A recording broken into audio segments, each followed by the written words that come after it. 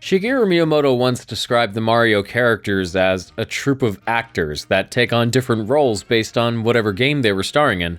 This is why you'll see Bowser try to destroy Mario and take over the Mushroom Kingdom in some games, and then get together for a friendly golf or tennis match in other games. Theatricality has been an underlying theme throughout the franchise since the very beginning, and though it's not really apparent in every single Mario game, some have taken a more literal approach to this idea, even when purely from an aesthetical viewpoint, like with Mario 3 and the first two Paper Mario games. All the world's a stage, all the plumbers and princesses merely players. But what if someone were to take Miyamoto's headcanon and actually make an entire game out of it? Well, then you'd get Princess Peach, Showtime! Or, as it was initially called, Princess Peach will star as the main character in a brand new game. Just rolls right off the tongue. Yes, Princess Peach has finally been given a starring role in her own game 18 years after the last time it happened. I can only assume this was in response to the character's surge in popularity following the release of the Super Mario Bros. Movie, which would explain a lot about the game's box art. The preliminary one had a very traditional-looking Peach in the foreground, but the final version gave her a slight but noticeable facelift, either to have her convey a less generic expression, or more likely make her look closer to how she did in the movie. Well, I think she looks fine, but come on, Nintendo. You can't just make something look slightly similar to some other thing people recognize and expect them to eat it up regardless of quality. I mean, who do you think you are? Disney? Well, I don't know about you, but I always enjoy when Princess Peach doesn't have to be rescued, so it's good to see her back in the spotlight. No pun intended. Or was it? This game comes to us from the people at Goodfeel, the same team responsible for Yoshi's Woolly World, Yoshi's Crafted World, and Kirby's Epic Yarn. Basically, if you've played any arts and crafts themed Nintendo game in the past 15 years that wasn't Snipperclips, these guys probably made it. It was also directed by Goodfield's founder Etsunobu Ebisu, who before now hadn't directed anything since Mystical Ninja starring Goemon back in 1997. Huh. What do you think made him come back for this game? Maybe he saw the Mario movie and went, I must see this woman as a fish. Well, what I want to know is why Nintendo kept the developer's identity hidden from us until the game was released. And this isn't the first time that this happened. They did this with the Super Mario RPG remake too. Is it a publicity thing? Well, they were probably just being demure about the whole thing. Why'd you put so much emphasis on the word demure? Well, because apparently using words that kids have never heard before is enough to make you internet famous now. Demure. But now let's get on with the show. The game begins with Princess Peach and a nameless toad going for a leisurely stroll through the Mushroom Kingdom, but then another nameless toad comes running from the castle with an invitation to this place called the Sparkle Theater, a massive entertainment complex with 4 theaters on each floor running different plays simultaneously. Not sure why Peach felt the need to bring luggage with her, though. But when they arrive, the Sparkle Theater is suddenly taken over by a witch named Madame Grape, and her minions, the Sour Bunch, hijack each of the plays and kidnap their lead performers called Sparklas. This also causes Peach to lose her crown amidst the chaos. And that's how you know the stakes are high, when Peach's unmovable crown actually moves away from her head. Then the guardian of the Sparkle Theater, a starry, ribbony creature named Stella, recruits Peach into helping her deal with these new baddies, and ties her hair up in a ponytail using herself as a ribbon, giving Peach the ability to use magical sparkle-based powers. Oh my god, it's so sparkly! Mario games outside of the role-playing genre don't normally have the deepest stories. They generally keep things simple and get straight to the point, unlike Vanilla Fudge's cover of Eleanor Rigby. But even for a Mario game, this plot kind of feels like an afterthought. Grape herself has a fantastic design, and I like how she's also named after a fruit like peaches, but in terms of character, she's all frosting and no cake. I think it would have been interesting if her motivation for wanting to take over the Sparkle Theater had something to do with Peach, like maybe she felt threatened by Peach's sparkle and sent her a fake invitation to lure her there and then take her power for herself, sort of like King Boo in Luigi's Mansion. That could have given her some more layers and added a bit of depth to the overall narrative, and would have at least explained where that invitation came from. But instead, she just feels more like a villain of the week. Does she end up distorting all of reality and leaving us on a cliffhanger that won't be resolved for who knows how long? First part, kind of. Second part, no. But Sony, please take as much time as you need for the next movie. And I swear to God, if you use AI, I'll come over to your house and make you look worse than Rhino's Clayface-looking ass on the Craven trailer. Speaking of things that are terrible, do any of you guys remember Balan Wonderworld? For those of you that don't, it was a game. And this is also a game. But while there are similarities between the two, except that this game wasn't directed by a convicted felon, as far as we know, Princess Peach Showtime dares to answer the question that no one's ever cared enough to ask: what if Balan wasn't whatever it was trying to be? The Sparkle Theater acts as a 3D sort of hub area like Peach's Castle in Mario 64. It consists of multiple floors, each one housing 4 different plays that act as the game's main levels and play out as 2.5D platformers. I really didn't mean to make a pun there, I just couldn't think of a better way to word it. Clearing them then makes a giant door appear in the center of the floor that leads to a boss fight, and once you take them out, you move on to the next floor. At first, there isn't a way to quickly move from one floor to another like a fast travel mechanic. You just gotta take the stairs and try not to step on Robin. But then later on, I discovered there actually is a fast travel mechanic of some kind. It's called the Star Lift, and for whatever reason, they decided to make it unlockable after you clear the 3rd floor, which would be like if Crash Bandicoot 2 didn't let you use the center platform until after you get all the crystals in the 3rd warp room. But it's still pretty open-ended, which I appreciate, so while there are 4 levels in each part of the theater, you can clear them in whichever order you want. The theater is also inhabited by these mouthless, wiggler-headed creatures called Theets, but the ones you actually have to worry about are the Sparklas, the lead performers of each play. I guess they're called Sparklas because they're the only kinds of Theets that can use sparkle power of their own, which acts as the game's main mechanic. By finding a Sparkla's sparkle in a stage, Peach assumes their role and can then use that performer's abilities. So she's basically playing every single lead role. I didn't realize this game doubled as a Robert Downey Jr. simulator. As is typical with almost every other Mario game, you have a button for jumping and a button for performing abilities. But Peach's physics feel a bit sluggish sometimes and aren't as graceful or smooth as something like Super Princess Peach. And when she's not dressing up and playing whatever part the play requires of her, she can't really do a whole lot on her own. All she can do is use Sparkle, which has no offensive properties. It just lights things up, pops balloons, and makes people feel better about themselves.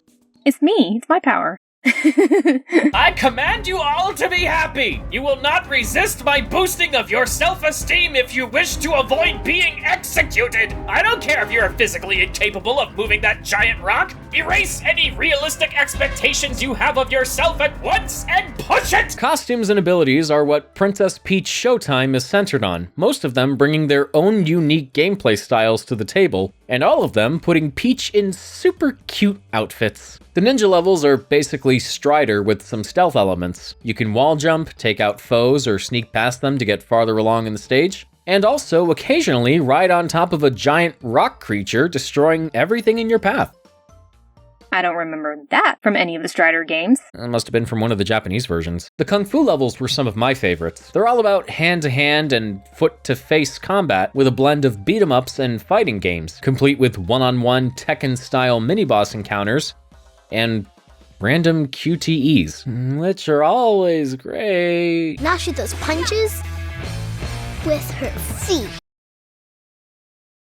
So, kicking. I like the Mighty stages a bit too. You play as a superhero and fly around beating up foes, blasting aliens, lifting heavy objects, all while dressed up like a member of Big Hero 6. This must be Shifrilla's favorite gameplay style then. The Dashing Thief levels were pretty fun as well. You infiltrate different locations, use gadgets to make your way through, hack into systems to open doors and leak people's personal information online, and steal things, like a child-friendly version of Persona 5. I also thought the detective levels made for a nice change of pace. They're all about finding clues and interrogating potential suspects to solve mysteries, and performing an Ace Attorney-style strike of intuition when you think you've cracked the case. Objection! I wasn't really big on the patisserie levels, though. You don't get any special abilities, and the only action you get are in the form of these sporadic minigames where you have to bake sweets and decorate desserts. I guess that's fair, but you can't deny how adorable she looks in that outfit. Plus those desserts look incredible, so I say, let her cook. You gotta love that Oompa Loompa dance, too. Well, at least the figure skating levels were a bit more exciting, but they're still pretty mid, if you ask me. You skate, and you skate, and you sometimes perform tricks by skating and pressing buttons over snowflake icons, and you skate some more. But she certainly moves more elegantly than when she starts out. The Sword Fighter and Cowgirl levels are pretty straightforward. The former has you fighting off enemies with, well, a sword, and the latter is practically the same thing, but with a lasso, train chases, and horseback riding. Lastly, there are the...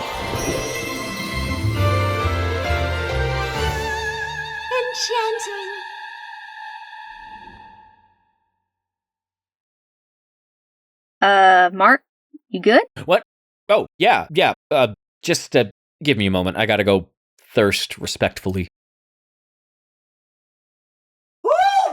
Dang, you fine! Look at that tail and the necklace with the ooh and the ooh. Yes! Fish! Okay, I'm good.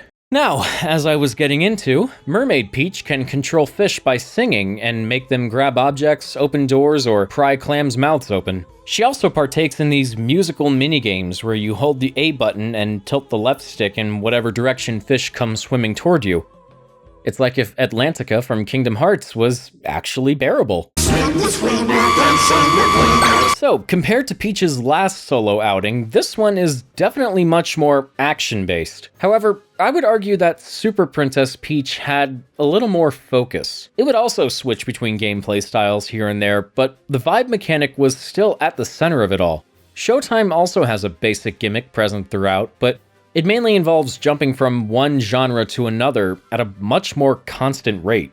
Well, I can forgive it for that, since most of those gameplay styles still offer enjoyable experiences. Plus, the whole idea of the game revolves around Peach taking on different roles, so I think that's enough to excuse the jumps in gameplay. I agree. And hey, it's not like the developers were just looking for an excuse to put Peach in different costumes. I mean, you can't just put female characters in cute outfits for no reason. That's just blatant pandering. Well said.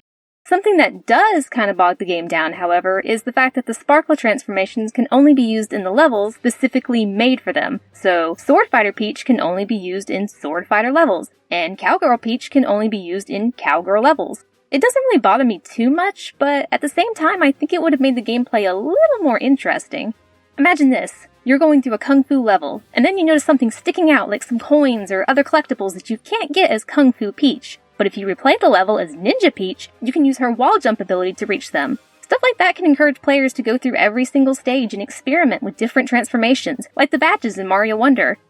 Not sure how you can make that work with Mermaid Peach, though. She'd probably just be flopping around most of the time. Yeah, and I don't think it would add too much replayability, considering how the game already handles backtracking. Stages in Princess Peach Showtime don't just have you racking up coins, but they're also filled with collectibles. These include ribbons that unlock new clothing items for Peach and Stella, which then need to be bought from the shop on the first floor of the theater, as well as sparkle gems that can be found out in the open or by completing certain challenges. Sparkle gems are used to unlock the giant boss doors in the theater, each of which require a different number of gems to be opened. But that doesn't mean you absolutely need to go out of your way to get them all, because even if you don't, by the time each of these boss doors appear, it's likely you'll have more than enough gems to open them. But if you do want to go out of your way to collect all the sparkle gems, or the ribbons for that matter, backtracking to get ones you might have missed is when the game starts becoming a bit of a chore. When you reach certain points in a particular stage, the game will prevent you from going back to previous areas by putting up invisible walls. So if you're trying to go for all the ribbons and sparkle gems in that level and end up missing a few, most of the time you won't be able to go back and get them unless you already did the first time. Or if you start over from the beginning, get to the section where those missing collectibles are, and try to find them again. I especially hate it when I miss a sparkle gem in one part of the level, and then I would purposefully kill Peach in another part of the level to try and respawn at the point where the gem might have been, only to start over from the beginning of the area after it. Sure, you can just beat the stage normally first and then play through it again without having to worry about collecting everything else you got. But either way, you're still playing through that same stage more than once just to get everything. And it wouldn't be so bad as long as I could skip or fast forward through the cutscenes, but more often than not, you can't. You can skip the initial transformation sequences after obtaining sparkle powers for the first time, but practically every other cutscene doesn't give you the same luxury. You can't even skip past the dialogue or make it go by faster, and when I had to replay some of these levels just to find 1 or 2 collectibles in very specific spots, you can imagine how anxious I got at points. Well, hey, dressing up and role-playing isn't all you do in the game. In between stages, you can use those coins you collected to purchase clothing items from the Sparkle Theater shop, which we mentioned a few minutes ago. They're all pretty much just recolors of Peach and Stella's default outfits, but while some are objectively ugly, others are pretty cute. Like this one that makes her look like she's wearing the wallpaper of Steve's bedroom from Blue's Clues. Or this one that makes her look like a version of the Doctor from Doctor Who. The special Kung Fu dress is my personal favorite. It's orange and has the sick dragon pattern. What's not to love? Over time, you can also unlock songs to listen to in the music gallery and pictures to look at in the photo album. Then you have rehearsals, which are minigames centered on different transformations that I didn't know were even a thing until after my first time beating the game. These task you with either killing enemies or saving Theats within a given time limit, and you get either a bronze, silver, or gold medal for reaching a certain number. I was genuinely kinda shocked at how hard it can be to gold rank some of these. I swear, they made me feel like a Disney Plus subscriber sometimes. I didn't know exactly what I was signing up for, and it doesn't care how much I suffer. And I just realized that's the second time I've taken a shot at Disney in this video. I don't think this guy likes Disney. Then, of course, there are the bosses, who each use a special dark sparkle power to try and take you down. Or Darkle, as the game calls it. Clever. Now, this might come as a shock to you, but the boss fights in this game are all very easy. What? A Mario game with easy bosses?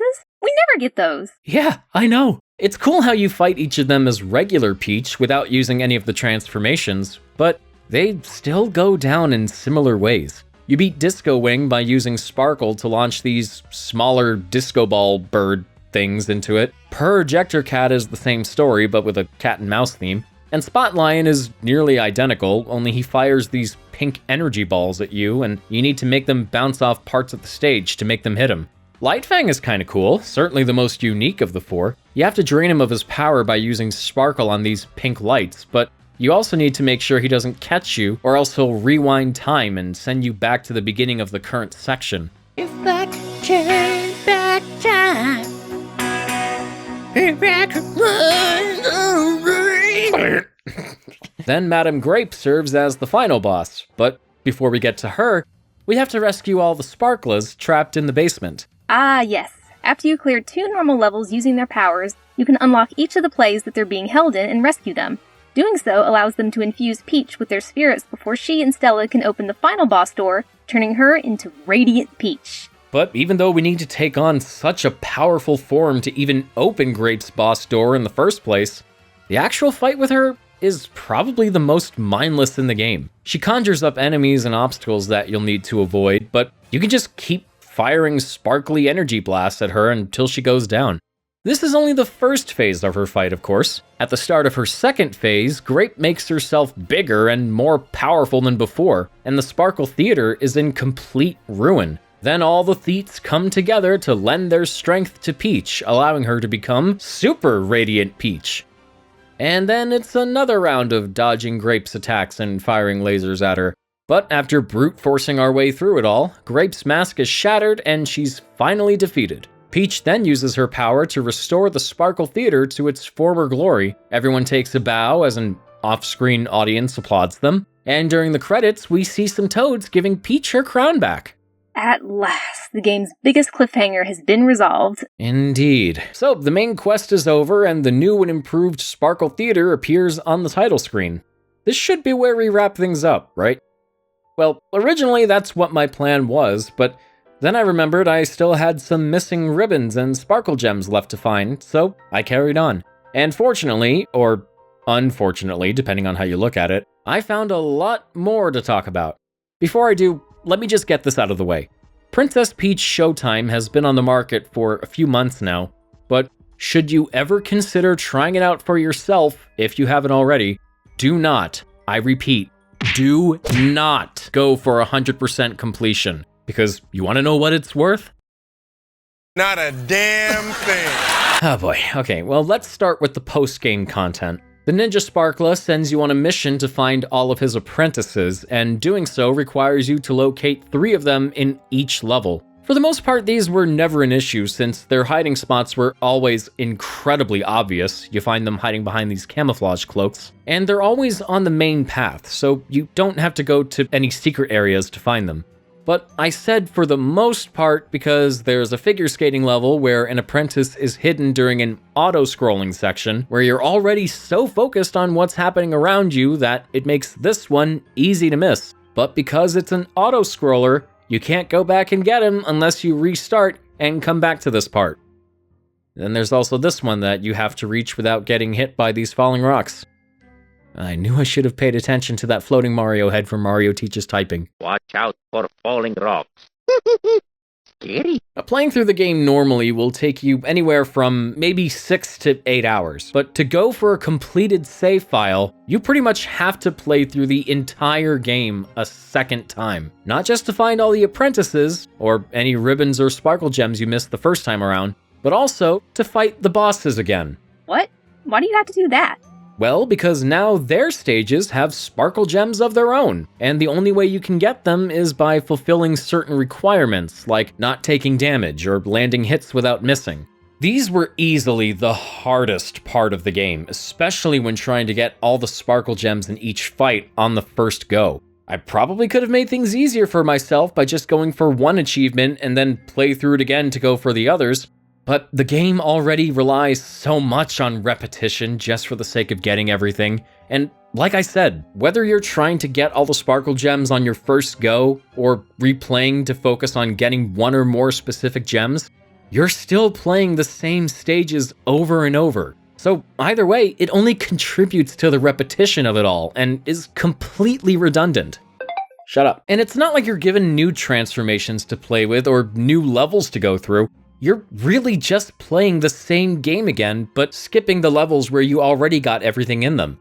But that's not why going for 100% isn't worth it. It's your completion rewards.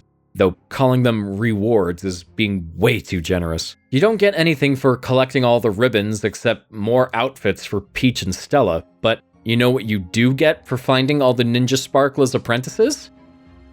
A new dress. Okay, well, what about collecting all of the sparkle gems? Another new dress. That's it. Yeah, pretty lame, isn't it? I don't know, maybe? But it can't be any worse than Super Mario Sunshine, can it? Well, when it comes to the overall experience, no. Sunshine was still way more frustrating and had even less to offer with completion rewards. But to give that game some credit, through gritted teeth, it at least had a wider array of levels and didn't rely as much on repetition. Oh, wow. You actually had something nice to say about Sunshine? What has this game done to you? Wait, I just realized something. Is this the first time where you and I had different opinions on a game? Kinda, sorta, how do I put this? Have you ever played a game that you desperately wanted to love, but for whatever reason you just couldn't? Maybe it was due to some glaring issues with the game itself, or because it just wasn't quite what it could have been. That's what Princess Peach Showtime was like for me. The ingredients are all there, and I like them individually, but there's just something about this game that feels a little half-baked, and unlike Janelle Monáe, it hasn't got the juice. I got the juice. You're so sick. I didn't pay attention to the critical reception when it first came out, but from what I can tell, opinions were generally pretty split, very much like mine and Marcy's. When it comes to the gameplay, some felt it was admirably simple, while others found it frustratingly simple. And while I definitely felt it was a bit too easy at times, I wouldn't say that applies to the game as a whole. There is still a degree of challenge, particularly with the rehearsals and finding all the sparkle gems. even if it doesn't mean anything in the long run. And there are parts of the game that require you to think and pay attention to get through, like with the detective levels. One that comes to mind for me is when members of the Sour Bunch disguise themselves as the detective Sparkla, and you have to figure out which of them is the real one. But I was able to figure it out since the real Sparkla doesn't try to influence your decision, and encourages you to think for yourself. I do agree though that the gameplay could have been fleshed out more, but not before addressing the technical hiccups. Like Yoshi's Crafted World, this game was made in Unreal Engine 4. And yep, you can definitely tell. As of right now, we know next to nothing about the game's development, so I'm not sure if Unreal 4 was chosen because of incompatibility issues with Unreal 5, or if they just had a really strict schedule and didn't have time to start from scratch on a new engine. But regardless, Princess Peach Showtime is plagued with occasional frame rate issues and questionably long loading screens that also pop up at infrequent times. There was another time where I tried going back to the Spotlion fight, but when I walked up to his portrait, nothing happened. Then after I tried taking the Star Lift, which also didn't work for some reason, that's when I could suddenly interact with Spotlion's portrait. Well, one thing pretty much everyone seems to agree on was how charming the presentation is, and I'm sure you and I are on the same page here as well. Hell yeah. Like Super Princess Peach, there's nothing stereotypically feminine about this game, so anyone of any gender can find something to enjoy about it. If they're not going for completion. But this game goes so hard with the stage show gimmick, and there are so many great touches that, as a theater kid myself, I really appreciate. I love how some of the creatures like the cowgirl's horse are depicted as giant marionette puppets. I love how certain effects like water are accomplished like they would be realistically in an actual stage production. I love how sometimes NPCs deliver their dialogue by cheating out to the camera or facing it head on, like how performers would do that to make their expressions read more clearly. But my favorite bit is when Peach and the junior detective pretend to throw this bomb out the window of the clock tower in this still slow motion sequence, and the animators added hints of subtle movement while they're holding their poses. You gotta love Peach's other animations too, like how she can ride down stair rails and especially her dancing animation. Look at her go! She's so cute! The music didn't really stand out to me that much, however. Like Mario Wonder, it's a little more atmospheric, so the actual tracks are a little less memorable because of that. The only ones that stood out to me were the transformation music and the end-level fanfare, but that's mainly because they have different variations based on the role that Peach is playing. So the Dashing Thief stages give it a bit of a jazz flavor, and the Mighty levels give it a superhero movie feel. The mermaid even sings along to the music when you use her ability, and when you rescue the mermaid Sparkla, they'll sing in harmony during the victory screen.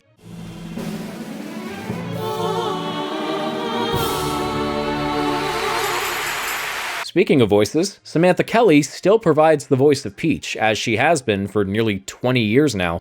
Although, is it me, or do some of her transformations make her sound like a totally different actress?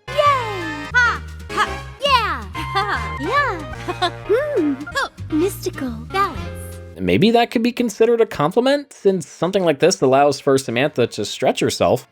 While we're on the audio, I'm pretty sure the sounds of Peach walking around underwater in the ninja levels were also used for the swimming in Mario 64.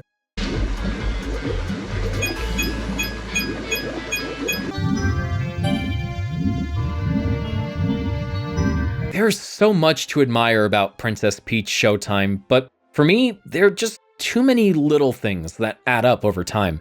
Generally speaking, I enjoyed myself, but it just sort of left me wanting more. I guess I could still recommend it if you're not really interested in going for completion, but just looking for a cute little adventure starring Princess Peach and willing to tolerate most of its shortcomings. If that's the case, then wait for a price drop. It's a $60 game that should go for $40 to $45 at most. Well, I'm glad you and I see eye to eye on a lot of the same things, but none of the bad stuff really bothered me at all. I would probably view this game differently if I'd gone for 100% like you did, but still, for me, the pros greatly outweighed the cons. I wasn't expecting anything on the same size and scope as Galaxy or anything. I just wanted, like you said, a cute little adventure starring Princess Peach, and that's what I got. So, I'm perfectly satisfied. Fair enough.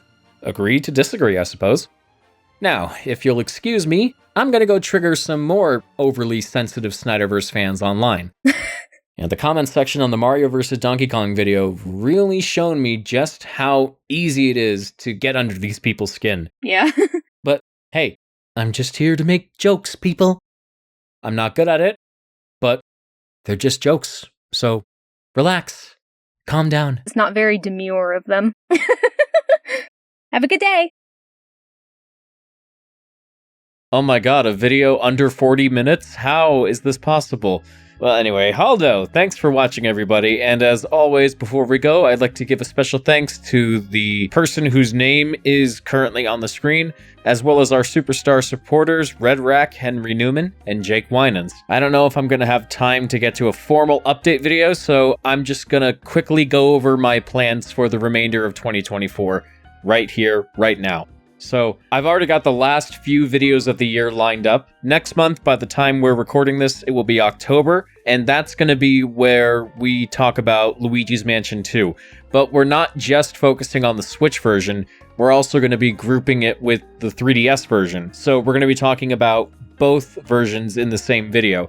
I've been recording footage of both games on and off for the past few months. As of right now, I think I'm on the third mansion in both games, so hopefully I'll be able to finish them and get all my notes and get the video out in time for Halloween. But either way, that's going to be next month. Then in November will be our video on the Paper Mario Thousand Year Door remake, and I'm really excited to finally get to talk about that game. I already have all my footage recorded, I already have all my notes taken. I'm pretty sure that's going to be another very, very long video because we are definitely going to have a lot to talk about with it, but I don't care. I'm still really looking forward to it, and that'll be for November, like I said. And then finally, for Christmas, we'll be reviewing the new Mario and Luigi game, Brothership, which I'm also very much looking forward to. I don't know exactly what to expect, but hey, we're getting a new Mario and Luigi game, so that's definitely something worth celebrating. And on a side note, as of right now, I also have footage recorded for the next 2 episodes of Super Smash 3DS Revisited, which will be on Super Mario Sunshine and New Super Mario Bros. I've been working on the Sunshine script on and off for a while, but I'm still taking notes on New Super Mario Bros. I'm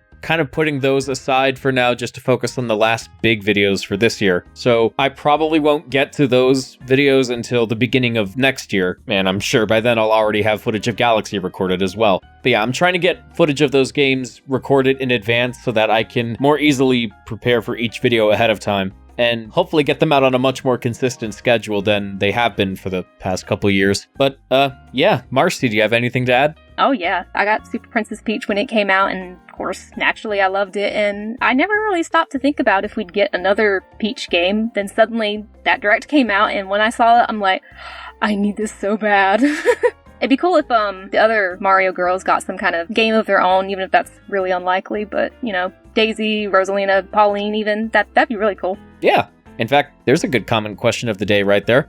So, guys, if you could give any other female Mario character their own solo game, whether it be Daisy or Rosalina or Pauline or someone more obscure, who would it be, and what kind of game would they have? Would Pauline have a rhythm game? Would Daisy get like a one-on-one fighter? Rosalina have a walking simulator? Get creative in the comments section, share your ideas, we look forward to reading them, and yeah, go nuts. But now it's time for us to officially wrap this video up. So until next time, this is Mark and Marcy, bidding you all a smashing farewell. Be good, behave, be safe, and we'll see you later. Bye-bye.